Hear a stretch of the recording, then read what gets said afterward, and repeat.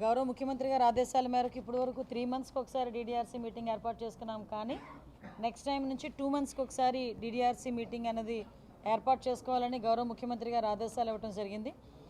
దానిలో భాగంగా ఈరోజు జరిగిన డీడీఆర్సీ మీటింగ్లో ఆల్మోస్ట్ విజయనగరంకి సంబంధించిన మేజర్ డిపార్ట్మెంట్స్కి సంబంధించిన ఇష్యూస్, అదేవిధంగా ఏదైతే మేము మొట్టమొదటి నుంచి మాట్లాడుకుంటున్నాం అంటే ఏదో మేము మీటింగ్కి వచ్చాము, ప్రజెంటేషన్ చూసేసాము, ఏదో 4 క్వశ్చన్స్ అడిగేసాము, వెళ్ళిపోయాము అన్నది కాకుండా ఒక అకౌంటబిలిటీ అన్నది అఫీషియల్స్కి ఉండాలి. అట్ ద సేమ్ టైం ఒక రెస్పాన్సిబిలిటీ అన్నది పొలిటీషియన్స్కి ఉండాలి అన్న, ప్రజాప్రతినిధులకు ఉండాలన్న దృక్పథంతోనే యాక్షన్ టేకెన్ రిపోర్ట్ మీద ముందు రివ్యూ చేసి తర్వాత ఎజెండాలోకి వెళ్ళే పరిస్థితిని కూడా తీసుకొచ్చుకున్నాం. ఇప్పుడు యాక్షన్ టేకెన్ రిపోర్ట్ని కూడా ముందు పరిశీలించి దాన్ని కూడా ఒక 3 days బిఫోరే కలెక్టరేట్ నుంచి ప్రతి ప్రజాప్రతినిధికి కూడా అందజేయడం జరిగింది. వాళ్ళు సంతృప్తికరంగా ఉంటే ఓకే, ఒకవేళ వాళ్ళకి ఏదైనా డౌట్లు ఉన్నా కూడా ఇక్కడికి వచ్చిన తర్వాత కొన్ని ఇష్యూస్ మీద కూడా ప్రజాప్రతినిధులు దాని మీద క్వశ్చన్ చేయడం జరిగింది. దానికి కూడా కలెక్టర్ గారి దగ్గర నుంచి కూడా సానుకూలమైన స్పందన కూడా కనిపించింది. దానిలో భాగంగానే ఈరోజు తోటపల్లి రిజర్వాయర్ గురించి కూడా, మనం ప్రాజెక్టు గురించి కూడా పెండింగ్ ఇష్యూస్ చాలా ఉన్నాయి. R&R ప్యాకేజ్ సంబంధించిన ఇష్యూస్ కానీ, కొన్ని ప్రాజెక్టు పనులు పెండింగ్ ఇష్యూస్ కానీ, ఏదైతే లాస్ట్ డిఆర్సీలో మనం మాట్లాడుకుంటున్నట్టుగా తోటపల్లి ప్రాజెక్ట్ నుంచి వాటర్ రావడానికి ఏదైతే ఆ పూడికలు తీసివేతకి కూడా కొంచెం మనం ఇబ్బంది పడుతున్నామని లాస్ట్ టైం చెప్పినప్పుడు దానికి సంబంధించి సుమారుగా 32 కోట్లు కూడా మనకి శాంక్షన్ చేయడం, మనకి ఎస్టిమేషన్ చేసి పంపించడం జరిగింది. వీటన్నిటి మీద కూడా అంటే ఇప్పుడు మనకి తారకరామ ప్రాజెక్ట్ ఒకటి, మనకి తోటపల్లి ప్రాజెక్ట్ ఒకటి, ఇవన్నీ ఎక్కువగా ఉండటం వల్ల ఇరిగేషన్కి సంబంధించి ఒక సపరేట్గా ఒక 10 రోజుల్లోనే ఒక రివ్యూ ఏర్పాటు చేసుకొని ఒక ఇరిగేషన్ మీద ఒక సంపూర్ణమైన అవగాహనకి తీసుకురావడానికి మేము ప్రయత్నం చేస్తున్నాం. ఎందుకంటే ఈరోజు వ్యవసాయ ఆధారిత జిల్లా ఇది. ప్రతిసారి కూడా మనం వెనుకబడిన జిల్లా అని చెప్పి అనిపించుకుంటున్నాం. కానీ నేను లాస్ట్ టైం కూడా చెప్పాను, వెనుకబడిన జిల్లా కాస్త ఈరోజు ఇండస్ట్రియల్ పరంగా కానీ, వ్యవసాయ పరంగా కానీ అన్ని రంగాల్లోని కూడా ముందుకెళ్లాలనే ఉద్దేశంతో జిల్లా యంత్రాంగం, ప్రజాప్రతినిధులు కోఆర్డినేషన్తో మంచి వాతావరణంలో ముందుకెళ్తున్నాం. దాన్ని బేస్ చేసుకొని ఇరిగేషన్ మీద ప్రత్యేకమైన దృష్టి పెట్టి నెక్స్ట్ రబీకి కానీ తర్వాత ఖరీఫ్కి కానీ ఇబ్బంది లేకుండా చూసుకునే బాధ్యత తీసుకుంటున్నాం. అగ్రికల్చర్కి సంబంధించి కూడా సేంద్రియ వ్యవసాయాన్ని ఏ రకంగా ముందుకు తీసుకెళ్లాలనే ఉద్దేశంతో గౌరవ ముఖ్యమంత్రి గారి ఆదేశాల మేరకు ఇంతకుముందు ఆహార భద్రత కాస్త ఈరోజు ఆరోగ్య భద్రత కింద టర్నప్ అయ్యి ప్రతి ఒక్కరు కూడా ఆరోగ్యంగా ఉండాలనే ఉద్దేశంతో సేంద్రియ వ్యవసాయాన్ని కూడా పెద్ద మొత్తంలోని మనం ముందుకు తీసుకెళ్లాలని గౌరవ ముఖ్యమంత్రి గారి ఆదేశాల మేరకు మేము ముందుకు తీసుకెళ్తున్నాం. మొన్న అన్నదాత సుఖీబాబుకి 2వ విడత మనం డబ్బులు రైతుల ఖాతాలో పడిన తర్వాత ఒక 1 week ప్రోగ్రామ్ చేసినప్పుడే మీకు అందరికీ అర్థం అవ్వాలి గౌరవ ముఖ్యమంత్రి గారు వ్యవసాయ రంగం మీద ఎంతవరకు దృష్టి పెట్టారన్న సంగతి మీకు కూడా అర్థం అవ్వాలి. అదే కాకుండా నిన్న కూడా దీనికి అవుట్పుట్ ఏమొచ్చింది అంటే ఈ రకంగా వ్యవసాయ రంగంలో కొంచెం నిష్ణాతులైన వాళ్ళ దగ్గర నుంచి కొన్ని సూచనలు తీసుకొని వీటన్నిటినీ కూడా రైతులందరికీ కూడా అందజేయాలనే ఉద్దేశంతో గౌరవ ముఖ్యమంత్రి గారు సాక్షాత్తు 2 సార్లు ఈ కార్యక్రమంలోని ఆయనే స్వయంగా పాల్గొనడం అనేది కూడా జరిగింది, మీ అందరికీ కూడా తెలుసు. దానిలో అదేవిధంగా ఈరోజు విజయనగరం జిల్లాలోని కూడా ఆ రకంగా తీసుకెళ్ళడానికే ముందుకు తీసుకెళ్ళడం జరిగింది. ఇప్పుడు మనకి సివిల్ సప్లైస్ విషయంలోని కూడా కొంతమంది రైతులు కానీ కొంతమంది ప్రజాప్రతినిధులు కానీ లేవనెత్తిన అంశం మీద ఈ 5 kgs ఏదైతే కొంచెం ఎక్స్ట్రా మిల్లర్స్ అడుగుతున్నారన్నారో మేము కూడా పత్రికాముఖంగా చెప్తున్నాం, ఎవరు అలాంటివి చేయాల్సిన అవసరం లేదు. అలాంటివి ఏదైనా జరిగినా కూడా సంబంధిత అధికారులకి ఆదేశాలు వాళ్ళకి కూడా చెప్పడం జరిగింది, వాళ్ళ మీద యాక్షన్ తీసుకోమని. మీరు కూడా అటువంటివి ఏమైనా జరిగినట్టుగా మీ దృష్టికి వచ్చినా మిమ్మల్ని ఎవరైనా అడిగినా కూడా డైరెక్ట్గా అధికారులకి కంప్లైంట్ చేయాల్సిందిగా కూడా మేము అందరినీ కోరుకుంటున్నామండి. అగ్రికల్చర్లోని కూడా హార్టికల్చర్లో కూడా గౌరవ కలెక్టర్ గారు చాలా మంచి సజెషన్ ఇచ్చారు. యాక్చువల్గా మనకి మార్కెట్ అన్నది ఇప్పుడు నియర్ బై మార్కెట్ కూడా వైజాగ్ ఎక్కువ మార్కెట్ కూడా ఉంది. సో ఇక్కడ హార్టికల్చర్ చేసిన తర్వాత కూడా ప్రతి మండలంలోని కూడా టార్గెటెడ్ ఎకరాలని పట్టుకొని హార్టికల్చర్ డెవలప్ చేసి ప్రతి ఒక్కరికి కూడా ఇంకొంచెం మనం ఎకనామికల్లీ వాళ్ళని కూడా స్ట్రెంథెన్ చేయాలి అన్న ఉద్దేశంతోనే ఈరోజు హార్టికల్చర్ని కూడా పెద్ద ఎత్తున మనం ముందుకు తీసుకెళ్ళడానికి ఈరోజు డిఆర్సీ మీటింగ్లో మనకి ఒక ప్రతిపాదన అయితే జరిగిందండి. దాన్ని కూడా ఈరోజు మనం చేస్తున్నాం. అట్ ద సేమ్ టైం కొంతమంది ప్రజాప్రతినిధులు హౌసింగ్ డిపార్ట్మెంట్ మీద గౌరవ మంత్రి గారు మన కొండపల్లి శ్రీనివాస్ గారు, అదేవిధంగా గౌరవ ఎమ్మెల్యేలు అందరూ కూడా హౌసింగ్ డిపార్ట్మెంట్ మీద ప్రత్యేకంగా దృష్టి పెట్టి ఏదైతే ఇంతకు ముందు రూపాయి పడి డబ్బులు రాలేదో వాళ్ళ గురించి, అదేవిధంగా ఇప్పుడు కొత్తగా కట్టుకుంటున్న ఇల్లులలోని స్లాబ్ వరకు వచ్చిన వాళ్ళవి ఏదైతే ఇంకా దీంట్లో ఇంక్లూడ్ చేయలేదు అన్న విషయాన్ని కూడా ప్రస్తావించడం జరిగింది.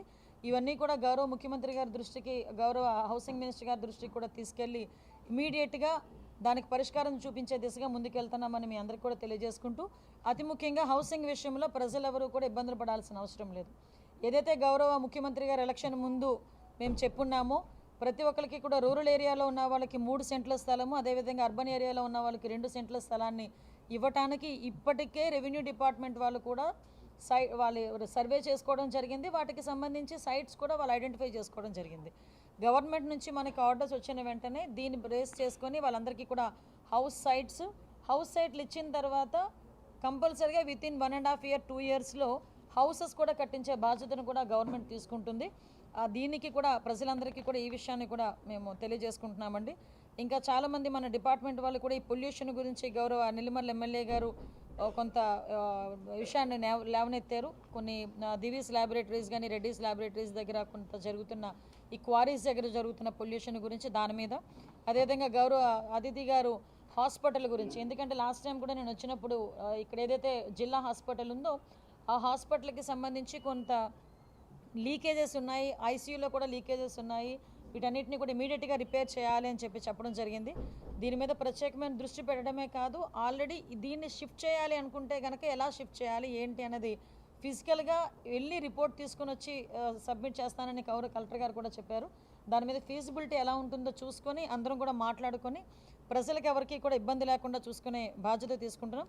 మరి ముఖ్యంగా ఇందులోని ఇందాక స్క్రబ్ వైరస్ అని చెప్పి వచ్చిందని ఒక భయానకమైన వాతావరణాన్ని సృష్టించడానికి ప్రయత్నం చేశారు.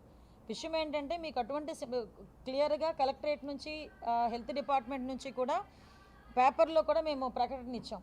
ఈ రకంగా సిమ్టమ్స్ ఉంటాయి, చిన్న దద్దురు లాంటి సిమ్టమ్స్ ఉంటాయి. అటువంటి సిమ్టమ్స్ ఉంటే దయచేసి గవర్నమెంట్ హాస్పిటల్స్లో మాత్రమే దాన్ని టెస్టింగ్ చేసే టూల్స్ ఉన్నాయి. రోజుకి 200 వరకు టెస్ట్ చేసే కెపాసిటీ ఉన్నది ఈరోజు గవర్నమెంట్ హాస్పిటల్లో. మీరు అక్కడికి వచ్చి మీకు అటువంటి ప్రాబ్లం ఏదైనా ఉంది అనుకుంటే కనుక డెఫినెట్గా అక్కడికి వచ్చి టెస్ట్ చేయించుకోండి. అంతేగాని ప్రైవేట్ హాస్పిటల్స్ వాళ్ళ దగ్గర డిక్లేర్ చేయడానికి వాళ్ళ దగ్గరికి ఎటువంటి అథారిటీ లేదు. కాబట్టి ఏ ప్రైవేట్ హాస్పిటల్ వాళ్ళు కూడా ఇది స్క్రబ్ వైరస్తో చనిపోయారని చెప్పేదానికి వాళ్ళ దగ్గర ఆస్కారం లేదు. దయచేసి ఈ విషయంలో ప్రజలెవరూ భయాందోళనకు గురి కాకుండా ఉండాలని మీ అందరికీ కూడా మనస్ఫూర్తిగా నేను తెలియజేసుకుంటున్నా, మీ ద్వారా తెలియజేసుకుంటున్నా. ఆల్మోస్ట్ ఆల్ మ్యాక్సిమం ఇష్యూస్ అన్నీ కూడా ఈరోజు ఈవెన్ రేపు జరగబోయే ఏదైతే పేరెంట్ టీచర్ మీటింగ్ ఉందో దాన్ని కూడా సక్సెస్ఫుల్గా పూర్తి చేయాలి అని చెప్పి నడిపించాలని మేము చెప్పడం జరిగింది. ముఖ్యంగా ఇప్పుడే కలెక్టర్ గారు, మంత్రి గారు, మేము అందరం కూడా ఒక నిర్ణయం తీసుకున్నాం. లాస్ట్ టైం కూడా చెప్పాం, కొన్ని చోట్ల సీసీటీవీ కెమెరాస్ ఇన్స్టాలేషన్ అనేది ప్రాపర్ వేలో చేసుకోగలిగాం. ఇంకా అన్ని హాస్టల్స్లోనే అన్ని స్కూల్స్ దగ్గర కూడా ఈ సీసీటీవీ కెమెరాస్ అనేవి ఇన్స్టాల్ చేయాలి అన్నది మేజర్ పార్ట్ కింద మేము తీసుకున్నాం. మా దృష్టిలో ఒకటే, ఏదైతే పేరెంట్ టీచర్ మీటింగ్ తాలూకా ప్రధాన ఉద్దేశం కూడా మీ అందరికీ తెలుసు. ఇంతకుముందు మనకి ప్రైవేట్ కాలేజెస్లోని ప్రైవేట్ స్కూల్స్లోనే పేరెంట్ టీచర్ మీటింగ్ ఉండేది. కానీ గవర్నమెంట్ స్కూల్స్లో పిల్లల్ని పంపించడమే కానీ ఆ బాధ్యత తల్లిదండ్రులు తీసుకునే బాధ్యత ఉండేది కాదు. కానీ ఈరోజు కొన్ని సర్వేల నేపథ్యంలో ఇందాక కలెక్టర్ గారు చెప్పినట్టుగా అసలు పిల్లలు ఇందులో వెనకబడి ఉన్నారు, వాళ్ళు ఏ మ్యాథ్స్లో వెనకబడి ఉన్నారా, సైన్స్లో వెనకబడి ఉన్నారా, ఇంగ్లీష్లో వెనకబడి ఉన్నారా, వాళ్ళకి వచ్చే మార్కులు ఇవన్నీ కూడా ఒక ప్రోగ్రెస్ రిపోర్ట్ తయారు చేసుకొని ప్రైవేటు స్కూల్స్కి ధీటుగా ఈరోజు గవర్నమెంట్ స్కూల్స్ని మార్చుకొని ముందుకు తీసుకెళ్లే పరిస్థితి గౌరవ లోకేష్ గారు చేస్తున్నారు. వాళ్ళతో పాటు మనకి గౌరవ మంత్రి గారు లోకేష్ గారి ఆధ్వర్యంలో మొన్న మాక్ అసెంబ్లీ ఎంత అద్భుతంగా జరిగిందో మీ అందరికీ కూడా తెలుసు. ఇంతకుముందు అసెంబ్లీ అంటే చాలామంది జనాల్లో ఒక రకమైన అపోహ ఉంటుంది. అసెంబ్లీకి వెళ్ళి కొంతమంది ఏదో గొడవలు పడతారు, బూతులు మాట్లాడుకుంటారనే పొజిషన్ నుంచి అసెంబ్లీ అంటే అలా కాదు జరిగేది, ఇలా జరగాలి అని చెప్పి ఒక మోడల్లోని పక్కన ఒక మంచి సెట్ వేసి ఆ పిల్లల్ని కూడా ఇన్వాల్వ్ చేసి ఆ రోజు అసెంబ్లీ నడిపించిన తీరు. ఈరోజు మొన్న చాగంటి కోటేశ్వరరావు గారు లాంటి వాళ్ళని పిలిచి ఎథికల్తో కూడిన విద్యను అందించాలి అని చెప్పడం, ఇలాంటివన్నీ కూడా విద్యార్థుల్లో ఒక రకమైన పాజిటివ్ యాటిట్యూడ్ రావటమే కాదు, వాళ్ళ తాలూకా జీవితాల మీద వాళ్ళకు ఒక భరోసా కల్పించే విధంగా ముందుకు తీసుకెళ్ళడం. అంటే ఏదో మాకు అకాడమికల్గా చదువు చెప్పేసాము, మీకు ఫస్ట్ ర్యాంకులు వచ్చినాయా, 1 1 1 2 2 2 అనుకున్నామా అన్నది కాదు మా కాన్సెప్ట్. పిల్లలకి ఎథికల్తో కూడిన విద్యను అందించాలి, వాళ్ళు భవిష్యత్తులో గౌరవప్రదంగా బతకాలి అనే ఉద్దేశంతో ఈరోజు గవర్నమెంట్ తీసుకుంటుంది. దానిలో భాగంగానే రేపు పేరెంట్ టీచర్ మీటింగ్ కూడా ఏర్పాటు చేసుకున్నాం. దానికి కూడా ప్రజలందరూ కూడా, తల్లిదండ్రులందరూ కూడా సహకరించాల్సిందిగా మేము మనస్ఫూర్తిగా కోరుకుంటున్నామండి. ఇంకా ఏదైనా విజయనగరం డెవలప్మెంట్ విషయాల్లో ఎక్కడ కూడా రాజీ లేకుండా ముందుకు తీసుకెళ్తున్నామని చెప్పి తెలియజేసుకుంటున్నాం. 19 నెలల కూటమి పాలనలో 17 ప్రకృతి వైపరీత్యాలు వస్తే ఇంతవరకు ఇన్పుట్ సబ్సిడీ కూడా ఇవ్వలేదు. అలాగే రాష్ట్రంలో అశాంతి భద్రతలు ఎక్కువయ్యాయని ఇలా వెన్ను వ్యాఖ్యలు చేయడం జరిగింది. దాని గురించి ఓ పని చేయమనండి, 16 నెలల్లో ఆయన 16 రోజులు కంటిన్యూగా ఎక్కడున్నాడో చెప్పమనండి. ఆంధ్రప్రదేశ్లో ఉంటే నేను సమాధానం చెప్తాను. ఇప్పుడు 16 నెలలు అయింది, 16 రోజులు కంటిన్యూగా ఆంధ్రప్రదేశ్లో ఉండి మాట్లాడమనండి, డెఫినెట్గా నేను సమాధానం చెప్తాను. అంతే తప్పించి చుట్టపుచ్చుపుకు వచ్చేవాడిలాగా ఎప్పుడో వస్తాను ఫ్లైట్ వేసుకొని వచ్చి ఏదో బురద జల్లేసి వెళ్ళిపోతానంటే కాదు. ఇక్కడికి వచ్చిన తర్వాత పోనీ వరదలు వచ్చినాయని చెప్పారు కదా, ప్రకృతి వైపరీత్యాలు వచ్చినాయి అన్నారు కదా. ఎన్ని ప్రకృతి వైపరీత్యాలకి ఒక ప్రతిపక్ష హోదా అతనికి అసెంబ్లీలో లేకపోయినా ప్రతిపక్ష నాయకుడిగా ఒక పులివెందుల ఎమ్మెల్యేగా ఉన్నాడు కదా కదా సో ఎంతమంది దగ్గరికి వెళ్ళి పరామర్శ చేశారు, ఎంతమంది దగ్గరికి వెళ్ళి అంటే పరామర్శలు చేయడం అంటే మామిడి రైతుల దగ్గరికి వెళ్తున్నానని చెప్పి మామిడికాయలన్నింటినీ ఏదో సినిమా సెట్టింగ్ వేసిన రోడ్డు మీద తీసుకొచ్చి చేయడం కాదు కదండి. చిత్తశుద్ధితో పనిచేయమనండి, చిత్తశుద్ధితో అడగమనండి, డెఫినెట్గా మేము సమాధానం చెప్తాం. అంతే తప్పించి బురద చల్లే కార్యక్రమాలు చేస్తాము, ఏదో ఒక్కొక్క రోజు కూర్చొని 2 గంటలు 3 గంటలు ప్రెస్ మీట్లు ఇచ్చేసి వెళ్ళిపోతామంటే కాదు.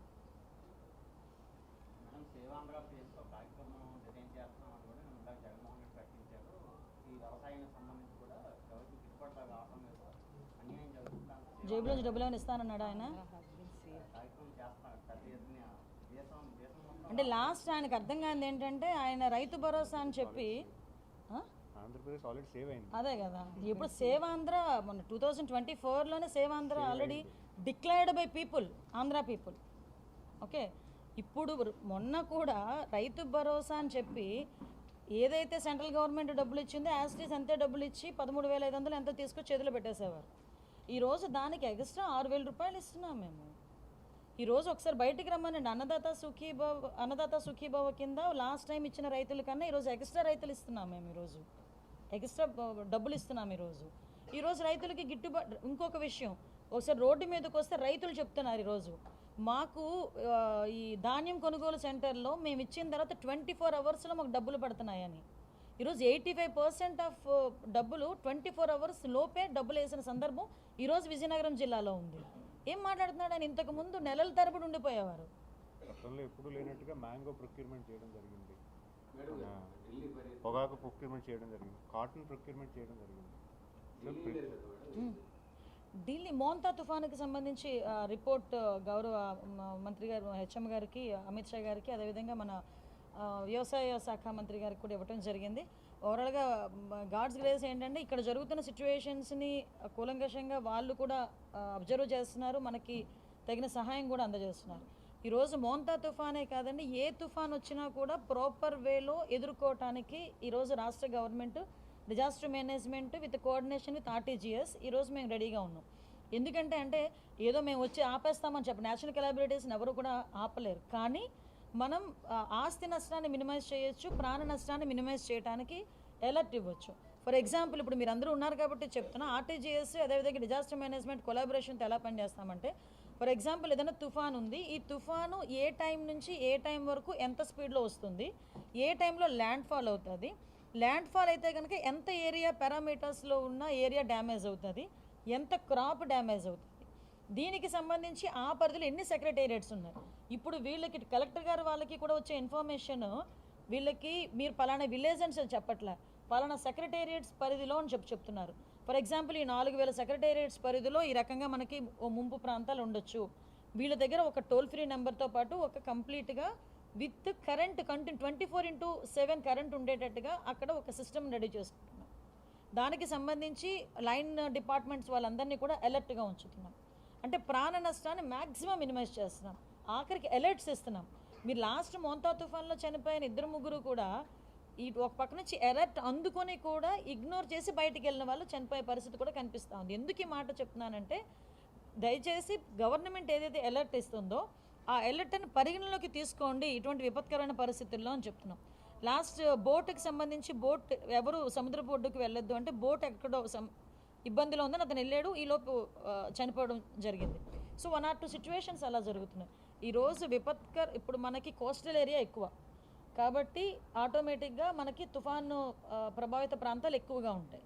దీన్ని ప్రాపర్ వేలో ఎదుర్కోవడానికి ఈరోజు ఆర్టీజీఎస్ కూడా కొలాబరేట్ చేసుకున్నాం. దీనికి సంబంధించి కొంచెం మనకి సపోర్ట్ చేయమని గౌరవ హెచ్ఎం గారిని కూడా అడగడం జరిగింది. సార్ కూడా చాలా సానుకూలంగా స్పందించడం జరిగింది. మన ఆంధ్రప్రదేశ్కి సంబంధించి సెంట్రల్ గవర్నమెంట్ నుంచి పూర్తి స్థాయిలో సహకారం అందిస్తున్నారు.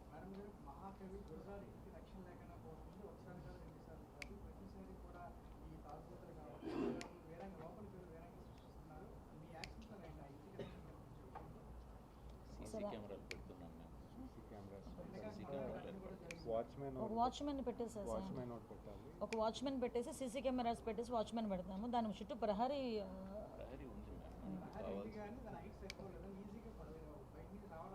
అమ్మా. ఇప్పుడు నేను ఏమంటామంటే నేను ఇలా మాట్లాడుతున్నాను, దయచేసి నన్ను తప్పుగా అర్థం చేసుకోకండి. ఒక గురజాడ అప్పారావు గారి ఇల్లు అంటే దానికి ఒక పవిత్రత ఉంటుంది. ఆ పవిత్రతను కూడా భంగపరిచేటట్టుగా చుట్టుపక్కల ప్రజలు ఎవరైతే ఉన్నారో, ప్రజలు ఇన్ ద సెన్స్ ఎవరైతే అసాంఘిక కార్యకలాపాలు చేస్తున్నారో అలాంటి వాళ్ళని ప్రభుత్వ పరంగా మేము తీసుకోవాల్సిన రక్షణ చర్యలు మేము తీసుకుంటాం. నేను దయచేసి ఏమంటానంటే కొంచెం సామాజిక స్పృహ కలిగిన వాళ్ళు కూడా దీని మీద కొంచెం దృష్టి పెట్టి ఇలాంటి అసాంఘిక కార్యక్రమాలు జరగకుండా చూసుకునే బాధ్యత కూడా మనం కూడా తీసుకోవాలి. నేను అది కోరుకుంటున్నాను. ఎందుకంటే ప్రతిదీ పోలీసో ప్రతిదీ రెవెన్యూ చేయాలంటే అవ్వదు ఈ రోజుల్లో. నేను అందుకే చాలా సందర్భాల్లో ఈ మాట చెప్తున్నా. కొంతమంది ఈ మాటని కొంచెం వక్రంగా కూడా తీసుకున్నారు, కానీ నాకు ఐ డోంట్ కేర్. బట్ నేనేమంటానంటే సామాజిక స్పృహ అన్నది ప్రతి ఒక్క మనిషిలోనూ ఉండాలని నేను కోరుకుంటున్నాను. మన ఇల్లు ఒకటే కాదు సేఫ్గా ఉండాల్సింది, మన సొసైటీ కూడా సేఫ్గా ఉండాలి. దీనికి ప్రతి ఒక్కరు ముందుకు రావాలని కోరుకుంటున్నాను. ఆల్రెడీ దానికి ఒక యాక్షన్ ప్లాన్ చేస్తున్నాము. దానికి ఒక యాక్షన్ ప్లాన్ కల్చరల్ మినిస్టర్ గారితో ఆల్రెడీ మాట్లాడాము.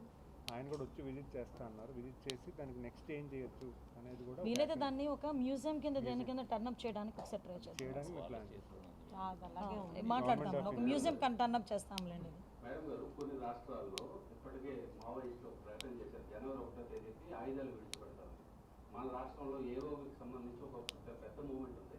ఏమైనా ఇండికేషన్స్ ఉన్నాయా ఈ సరెండర్ అయిపోతామని జనవరి 1వ నేను కూడా సార్ కొన్ని మీరు on the camera front of the camera అడగకూడదు, మేము చెప్పకూడదు.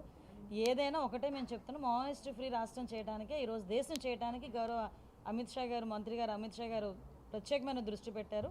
దానిలో భాగంగానే జరుగుతున్న పరిణామాలు జరుగుతున్నాయి. దానికి కూడా అందరి సహకారం నేను కోరుకుంటున్నాను. సత్యసాయి జిల్లాలో ఇన్సిడెంట్ జరిగింది. ఇంటర్మీడియట్ అమ్మాయి ఒక ఆకతాయి వేధిస్తున్నానని చెప్పి 2 పోలీస్ స్టేషన్ చుట్టూ తిరిగినా కేసు నమోదు చేయకపోవడంతో ఆత్మహత్యాయత్నం చేసుకుని ఈరోజు చనిపోయింది. పోలీసులు ఎందుకు కేసు నమోదు చేయలేదు? ఆ విధంగా ఎందుకు? ఆల్రెడీ దాని మీద ఎంక్వైరీ వేసామండి. రిపోర్ట్ నాకు ఒక 2 అవర్స్లో రిపోర్ట్ వస్తుంది. వచ్చిన తర్వాత వాళ్ళ మీద యాక్షన్ తీసుకుంటాం. Okay, thank you. విజయనగరం గురించి అడగండి అంటే రాష్ట్రం అందరి గురించి అడుగుతున్నారు. నేను ఎందుకు రాను?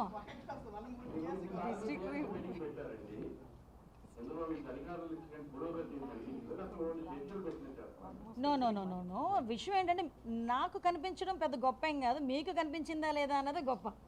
మీరు చెప్పాలి కనిపించిందా లేదా అని. ఇంతకు ముందు ప్రతి ఒక్కరు ఎలా ఉండేవారంటే ఒక అకౌంటబిలిటీ ఉండేది కాదు. మేము ఇప్పుడు దాన్ని ఏం చేసామంటే అకౌంటబిలిటీకి టర్న్అప్ చేయగలిగాము. ఇప్పుడు రెగ్యులర్గా గౌరవ కలెక్టర్ గారు కూడా మానిటరింగ్ అనేది చేస్తున్నారు. అధికారులు మానిటరింగ్ చేస్తున్నారు, మేము ప్రజాప్రతినిధులు మానిటర్ చేస్తున్నాం. ఈ వ్యవస్థ కాదు, 2-3 రెవెన్యూ డిపార్ట్మెంట్ 2-3 సస్పెండ్ అయ్యారా ఈ మధ్యన? అయ్యారా?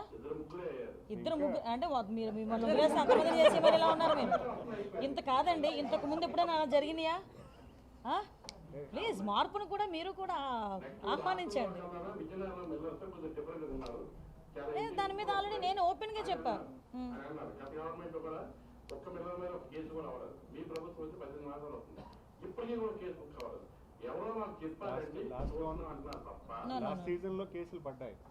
లాస్ట్ సీజన్లో కేసులు పడ్డాయి. బ్లాక్ లిస్ట్ పెట్టాము, టెంపరీగా పెట్టాము. అదే కొంతమంది ఒక మిల్లు మీద అయితే క్రిమినల్ కేసు కూడా పెట్టాము. మిల్లర్స్ విషయంలో టాలరేట్ చేసే ప్రసక్తి లేదండి. నేను దానికి ఓపెన్గా మీ ఎదురుగా చెప్పాను.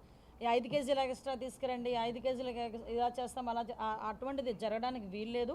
ఎందుకంటే ప్రతి రైతు ఒక గింజను కూడా కష్టపడి పెంచింది. అంత ఊరకనే వదులుకోవడానికి ఎవరు ముందుకు రారు, ఊరకనే వదులుకోమని కూడా మేము చెప్పకూడదు. కాబట్టి మిల్లర్స్ ఎవరైనా అటువంటి పరిస్థితుల్లో ఉంటే కనుక ఇమ్మీడియట్గా యాక్షన్ తీసుకుంటాం. వాళ్ళ మీద కనుక డిఎం సివిల్ సప్లైస్ యాక్షన్ తీసుకోకపోతే నేను ఆవిడ మీద తీసుకుంటానని చెప్పొచ్చాను ఈరోజు. ఓకే,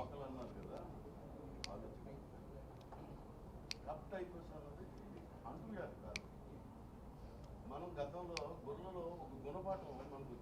దాన్ని కాల్చి చేయడం లేదేమో అన్నది నా తరగతి ఆలోచన. అది మనం ప్రజాప్రయోగంలో ఆలోచించాలి. షూర్. ఎవరైతే మొన్న చనిపోయారో ఆ క్యాండిడేట్ బాధితులు భర్త డాక్టర్స్ వీళ్ళందరూ కూడా కరెక్ట్ టైం వస్తుందని చనిపోయిందని అంటారు. సార్ కరెక్ట్ అసలు లేదు. మన జిల్లాలో ఎన్ని కేసులు నమోదయ్యి ఎంతవరకు పాజిటివ్ కేసులు? యాక్చువల్గా యాజ్ ఆఫ్ నౌ మాకు పాజిటివ్ కేసులు లేవు. 1వ తేదీ 1/1/2025 టు కాదు సార్, కాదు సార్. ఇప్పుడు నేను ఏమంటానంటే హూ ఇస్ దట్ మనకి ఆ వైరస్తో చనిపోయారు అని అంటున్నారు కదా, వాట్ ఈస్ దట్ అథెంటికేషన్ ఏంటి? అదే మనం ఇప్పుడు కూడాను వాళ్ళ దగ్గర ఆల్ రిపోర్ట్స్ ఉన్నాయి. నా దగ్గర కూడా రిపోర్ట్స్ ఉన్నాయి. మీకు కావాల్సి పంపిస్తాను.